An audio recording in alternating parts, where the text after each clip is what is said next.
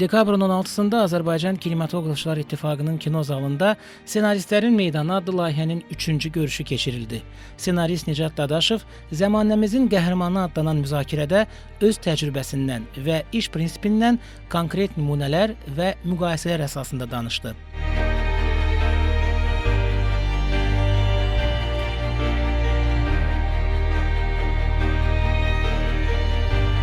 Nicat Dadaşov Zəmanəmizin qəhrəmanı təqdimatını dünya kinosunun konkret nümunələri əsasında təqdim etdi. Senarist qəhrəmanın klassik modeli, Hollywood, Avropa və Azərbaycan yanaşmalarının fərqini məhz bu kontekstdə izah etdi. Amma senaristə görə burada daha vacib bir məqam var. Kino qəhrəmanı kimdir və ona niyə arka lazımdır? Qəhrəman ekranda sadəcə gördüyümüz bir insan deyil, qəhrəman hekayənin giriş nöqtəsidir və biz bütün hekayəni onun gözləri ilə görürük, bütün emosiyaları onun vasitəsilə hiss edirik. Nəticə etibarilə hekayənin mənəvi xəritəsi qəhrəmanın üstündə oxunur. Və qəhrəman üçün ən vacib meyillərdən biri də onun dəyişmək funksiyası, dəyişmək potensialıdır ki, bu da beləliklə bizi arka anlayışına gətirib çıxardır. Yəni, arka qəhrəmanın keçdiyi bir yoldur. Bildiyimiz kimi arka 3 növ olur klassik olaraq. Müsbət, mənfi və düz olan arka. Müsbət arka növlərində qəhrəman hekayənin sonunda müəyyən bir nailiyyətlər əldə edir və yaxşılığa doğru dəyişir. Ki, mənfi arka növlərində isə ki, düşünürəm ki, mənfi arka növləri müasir kino zamanında təsir istifadə olunan arka növlərindəndir. Qəhrəman əksinə pisləşməyə doğru gedir və müəyyən etik və mənəvi dəyərlərini itirir. Düz arka növündə isə qəhrəman öz ideallarına sadiq qalır, lakin ətrafındakı dünyasını dəyişir. Bəs komfort zonasında yaşayan qəhrəmanı nə dəyişə bilər? O, komfortu yad mühitlə necə əvəz edə bilər? Nicat Dadaşov burada bir neçə mərhələ müəyyən edir. Qəhrəmanın inkişaf yolunu 8 pilləyə bölür və onun sözlərinə əsasən, yəni bu bir formula deyil, insanın doğal həyat axından yaranan bir modeldir. Ki, burada gördüyümüz məsələ qəhrəman komfort zonasından hekayəyə başlayır. Onu komfort zonasına çıxardan bir istəyi formalaşır. Ki, həmin qəhrəmanı özünə olan yad bir vəziyyətə salır.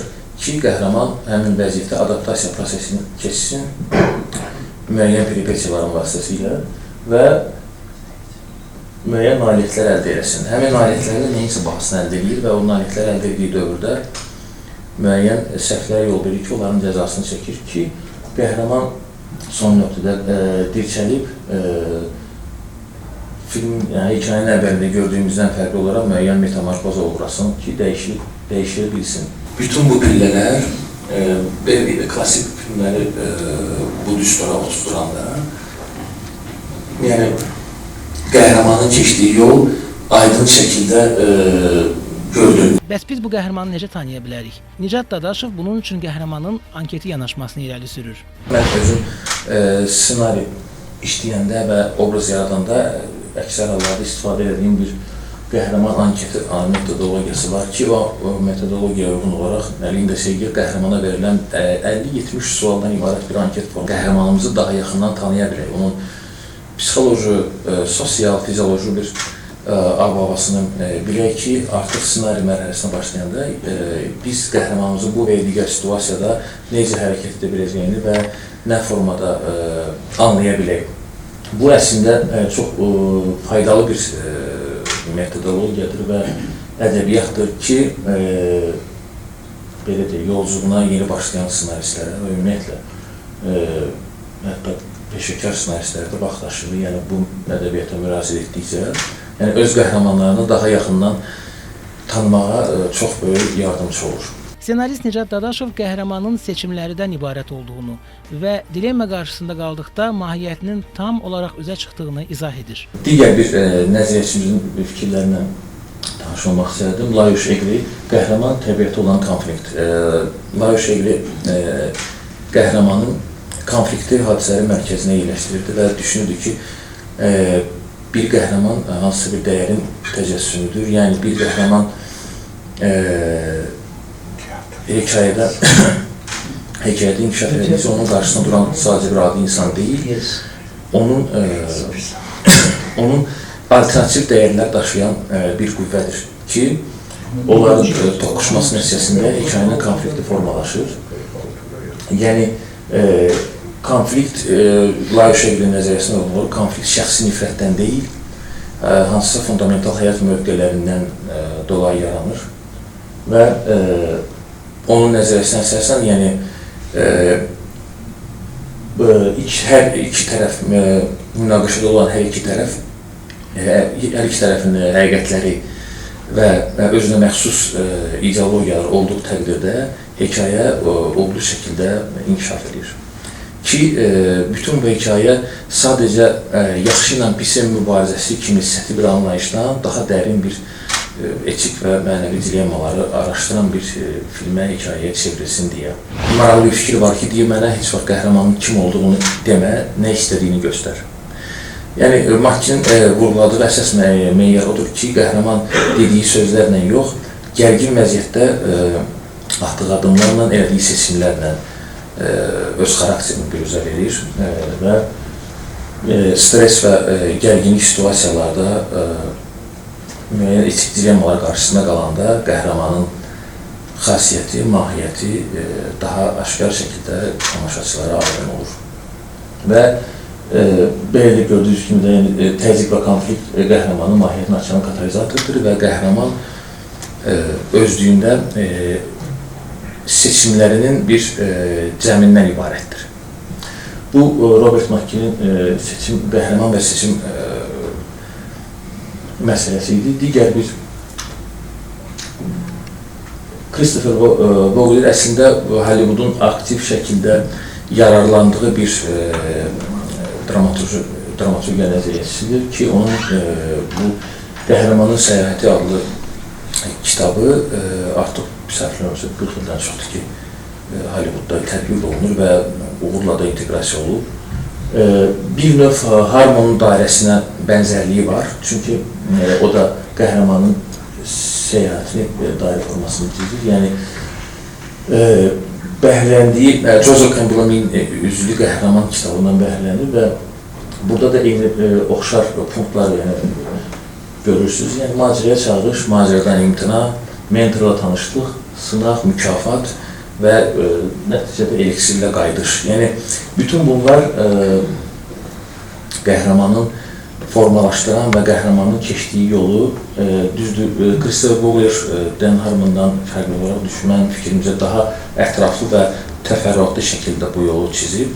Hollywood qəhrəmanlara daha çox riskə gedirlər və Hollywoodun məşhur şuarı, yəni heç vaxt məğlub olma prinsipinə idarə olunurlar ki, nə qədər sınsalar, yıxılsalar da sonunda qalxıb mübarizəni davam etdirməyi bacarırlar. Və Hollywood qəhrəmanları hekayəni konfliktli başlayan və onu həll edən bir figurlar. Belə bir maraqlı fikir də var idi. Hollywoodun məşhur prodüserlarından olan Jerry Bruckheimer'in belə bir fikri var ki, bizi bəzən ittiham edirlər ki, Hollywood qəhrəmanları müəyyən mənada çox ümləşmiş bir obrazlar, çox ştanq bir obraz yaradırlar, amma biz bunu bilərəkdən eləyirik, çünki tamaşaçıda empati qazanmaq bizim qəhrəmanlarımız nə qədər ümumiləşmiş bir obraz olsa, biz o qədər geniş bir kütləyə xitab eləmiş bir hekayə sizə təqdim edə biləcəyik və tamaşaçı həmin qəhrəmandan daha tez empati qurmaq imkanı yaranır. Avropa qəhrəmanı Hollywooddan fərqli olaraq hekayənin daşıyıcı qüvvəsi olmaya da bilər. Hekayədə qərar verən şəxs yox, sadəcə müşahidəsi qismində də çıxış edir bəzən və düşünürəm ki, bəzi konfliktlərdə, Avropa filmlərinin hekayələrində qəhrəman qeyri-müəyyən məqsədlər olur və qeyri-müəyyənin içində həmin hekayələr qəribə hekayələr deyil, sadəcə həyatın axınını başa düşmək və onu qəbul etmək prosesinə ibarət olur. Avropa kinematografı daha dərin obrazlar üstündə çalışır və onların obrazları adətən xarici konfliktlərdə pasiv iştirak eləsələr də daxilən mürəkkəb və sosial, psixoloji, etik dilemmalar qarşısına qalan insanlardır. Və bunun təzahürü olaraq da, yəni bunun nəticəsi olaraq da, yəni qeyd edildiyim kimi, yəni qəhrəmanlar öz konfliktlərində artıq sadəcə bir müşahidəçi rolunu icra eləmiş anlamına gəlirlər. Qəhrəmanlar hekayədə yalnız qalib gəlmək üçün deyil, nəyisə anlamaq üçün də mövcud olurlar. İstərdim ən maraqlı bölməyə gəlmişdim, müasir Azərbaycan kinosunun qəhrəmanı. Bu, mənim özüm üçün də biraz mübahisəli bir məqamdır, çünki özüm də bu mövzu ətrafında çoxlu düşüncələrim var. Müasir Azərbaycan kinosunun qəhrəmanı kimdir? Düşünürəm ki, bu ola bilər mənim subyektiv fikrim olsun. Müasir Azərbaycan kinosunun qəhrəmanı bizim coğrafi mövqeyimizdən bəlkə də asılı olaraq biz müəyyən bir tərəddüdlər yaşayan, indi kinomuzun əslində indiki vəziyyəti də müəyyən bir tərəddüdlər içindədir deyə biz üslub olaraq formalaşmaq prosesindəyik deyə bu qeyd edildiyim kimi coğrafi mövqedə ola bilər. Yəni bizim qonşularımızın sinema sektorunda son 15 ildə ki uğurları nəzərə alsaq, biz onlardan müəyyən mənada geri qalırıq və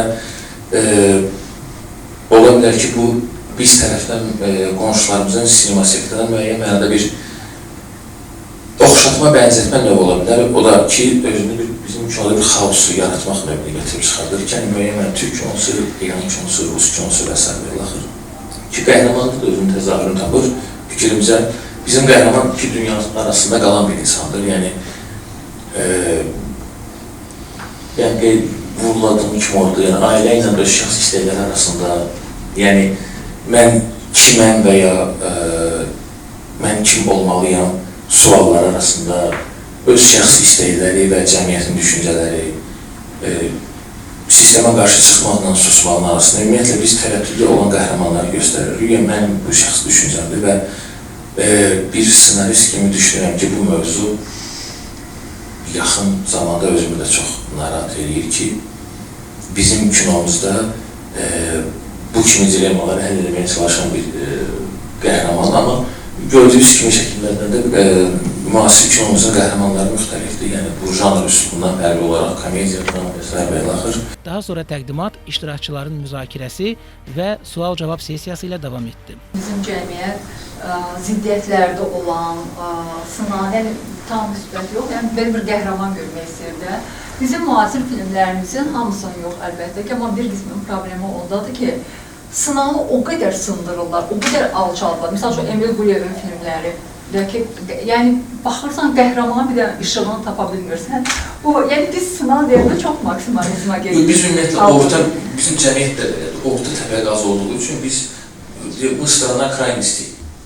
Yəni biz ya çox az miqdarda bunu edirik, ya da ki doğru desək, belə o kütünə girmək anlayışı var da, onu o qədər aşırı dərəcədə istifadə edirik ki, o məncə bunu da hələ bir yəni, müasir senaryomuzun çox təəssüf ki, belə bir problemi var. Bir də orada Hollywoodla bağlı dediniz. Əslində, Avropa kanunları məncə Amerikanın müstəqil kinosuna da aiddir daha çox. Yəni bu bizim... Əsasən mən deyim, komediya filmləri deyim. Bəli. Çünki bunu ne üçün deyirəm? Çünki bizdə əksəriyyət biraz çaşbaş qalır. Elə bilirlər ki, Amerika kinosu Hollywooddan ibarətdir ki, belə deyil. Onların kifayət qədər uğurlu müstəqil kino bazarı da formalaşır. Bəli, yəni ən məşhur Jim Jarmusch'dur da, yəni onun Anders Mugucu alırdı, ora əlavə eləmək var. Sizin bir sualım var, siz müxtəlif nəzəriyyələrdən danışdınız. Bu nəzəriyyələri senari yazarkən tətbiq edə bilirsinizmi? Çətinliklər nədə olur? Nə qədər sizə asan və rahat başa gələ bilir? Mən istəyirəm ki, bu kontekstdə öz təcrübənizi bölüşəsiniz. Bu nəzəriyyələrin hamısı, bilirsiniz necə məqamdır? Yəni, bunların hamısını oxuduqdan sonra artıq insan senarist üzərində çalışanda mənə elə gəlir ki, daha dərin obraz yaratmaqda, yəni insan məsuliyyətini başa düşür ki, obraz yaratmağın bir görünməli də meyarı var. Təlimə də münasibət belədir ki, Remarkın bir əsəri var. Qərb cəbhəsində davamsız, fasiləsiz döyüşlər. Belə tərcümə orada hərbi məktəbdə oxuyurlar cavanlar. Və gedirlər birbaş, Birinci Dünya Müharibəsi. Birbaş gedirlər cəbhəyə oradan. Oraya gedəndə orada komandir çıxır, deyir, buna qədər sizə nə öyrədiblərsə, hamısını götürün, bir sivil yeşil aparın, tullayın. Bura tamam başqa bir dünyadır. Bütün bunlar təlimat kimi yaxşıdır, amma bir söz deyə bilərəm. Bütün bunları mən kitabımda da yazmışım. Hamısını yığıb, onlar ya qazanır, amma bir sivil yeşil aparmaq lazımdır. Oturup sınır yazmaq lazımdır. Bunun quluna çevrilsən, sənin sxematik bir şey olacaq və səndə fəhm az olacaq, sürpriz az olacaq, poeziya olmayacaq. Yəni bu hər bir işin bir poeziyası olmalıdır. Yəni mahir bir Slesser'ın işinə də baxanda görürsən bu poeziya səviyyəsində işləyir də, məsəl üçün o şamil.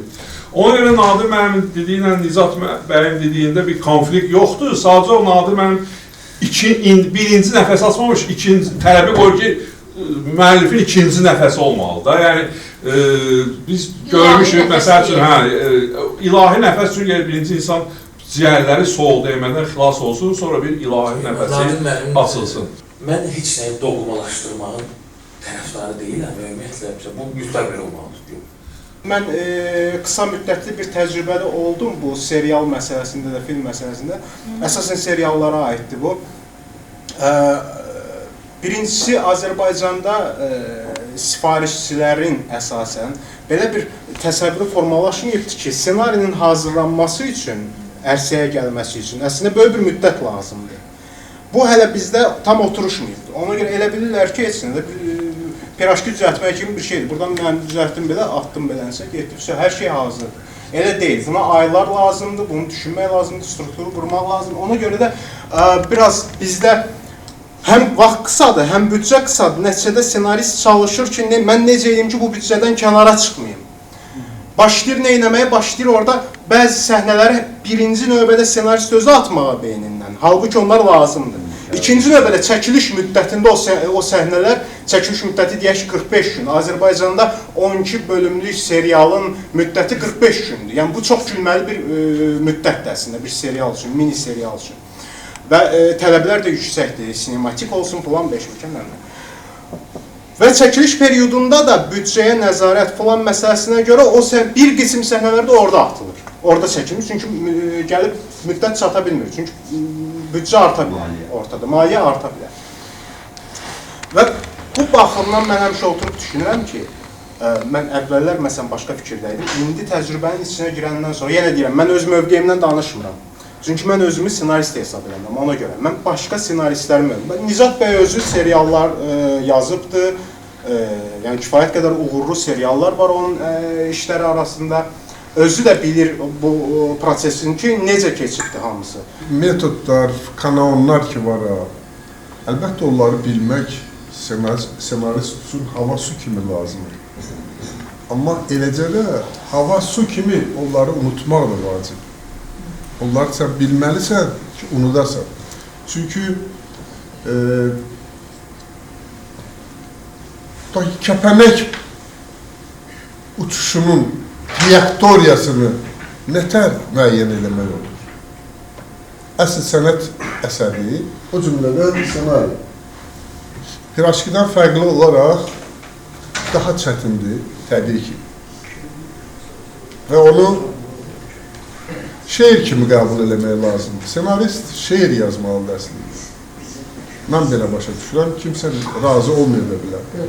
Yəni, o qədər dəqiq sərbəst olmalıdır ki, hər şey yerində olmalıdır. Civə var, bütün bu metodikalar, bu qayda qanunlar civəni bir şeye toplamaq kimidir. Çox çətindir bunlar. Bugün Azərbaycan, müasir Azərbaycan kinosunda işləyən bir senarist kimi qəhrəmanlarınızı necə müəyyənləşdirirsiniz? Kimi qəhrəman hesab edirsiniz və nəyə əsasən onları senariyə gətirirsiniz? Mənim əslində qəhrəman seçməyim və bu çox individual bir məsələdir. Mənim şəxsi fikrimdir. Yəni, hər kəs öz üslubu və özünün yanaşması. Bəli, amma universal olmalıdır demək. Yəni, yox, mən burada universal olmağını da bir şərt kimi özüm çıxardım. Elə bir qəhrəmanlar olur ki, mən belə deyim də, misal çəkib, Hasan filminin baş qəhrəmanı, bir daha da sənin canlandırdığı obrazı. Yəni, təbii ki, orada əks tərəfindən çıxış eləmişdim. Məndə bir hadisə ağlıma gəlmişdi. Ki bir hasar olsa, bir qom qayıtsa Qarabağa, bizim erməni arasında bir hasar olsa, onu bərpa etməyə qalxsın bir kişi. Yəni, bu metafora təbii ki, orada bir hasar. Nə olardı və onun üstünə bir qəhrəman formalaşır ki, bu situasiyada mənim üçün daha yararlı bir personaj, daha faydalı olan bir insan obrazı nə ola bilər? Ondan çıxış edib yaradırdı. Öz situasiyada, mən əksər hallarda, bu mənim şəxsi fikrim, mən əksər hallarda bu formada çıxış edirəm. Yəni, bir ideya gəlir ağlıma, o da hansısa bir həyat situasiyasından, eşitdiyim bir məclisdə bir söhbətdən, ümumiyyətlə, baxdığım bir ki, onun bir fragmenti olur, mənə təsirləsin, orada heç ki, onun fikir verir, mən misal üçün, oradan bəhrələndim və ideya gəldi ağlıma, o dünyanı yaratdıqca artıq qəhrəmanları o dünyaya adaptasiya edirəm. Bu, mənim özümün rahat olduğum bir üslubdur. Yəni, eyni şey, məsələn, Tanrı otağında bir dialog hadisəsində, yəni, 89-cu illərdə köç dövrüdür, Azərbaycan ailəsi, ana və uşaq gəlir Bakıya, erməni ailəsinə razılaşır. Evləndə şey, oğlan deyir ki, bəs mənim anam çox yaşlıdır, evi tərk eləmək istəmir. Bəs, bu situasiyaya mənə lazım olan obrazlar yaradıram. Artıq onları belə ətə qana gətirirəm ki, mənim hekayəm davam eləsin. Təbii ki, orada bir çox hadisə ola bilərdi. Yəni, baş qəhrəmanlar bir çox peşə sahibi ola bilərdi, bir çox yollardan keçə bilərdi. Amma mən özümə rahat olan, öz konfliktimi apara biləcəyim bir o bəyək layıq şöyle deyim ki, mənaların toqquşduğu bir situasiya, stres, konflikt bir vəziyyət yaradıram ki, və yaratmaq üçün də mənə iki mənaları zid tərəfdə olan bir obrazlar lazım. Amma o suala gəldi ki, Azərbaycan kinosunun qəhrəmanı kimdir? Yəni, mən özüm olmaqlarım. Bizim Azərbaycan kinosunun bir əsas cəhəti var. Biz hər addımda velosipedi yenidən ixtira edirik. Hər şey tapılıb, hər şey yerbəyer qurulub. Onu öyrənmək və istifadə eləmək lazımdır. Xoşunuz gəlir, gəlmir. Qayda budur. Futbolda əllə oynadığın 11 metrə. Qırmızı işığa getdin cərimə. Yol hərəkət qaydaları, futbol qaydaları. Qaydalardan qorxmaq lazım deyil. Qarabağ futbol komandası da, Barcelona'da, Manchester United'də, onlar hamısı eyni qaydalarla, eyni meydançada oynayır. Amma futbol hamıda ayrı-ayrıdır. Ona görə bu qaydalara riayət eləmək, o demək deyil ki, sizin kinonuz, sizin individualluğunuza sataşacaq ya nəsə mane olacaq. Bu qaydalar qırmızı bayraqlardır. Onlar müəyyən məsafədə qurulub, bu məsafənin çərçivəsində nə inirsiz eləyin. Bu sizin səviyyəniz, bu sizin bacarığınız, bu sizin ümumiyyətlə bilginiz. Beləliklə, Azərbaycan Kinematografçılar İttifaqının keçirdiyi Ssenaristlər Meydanı layihəsi növbəti həftələrdə də fərqli spikerlərlə davam edəcək.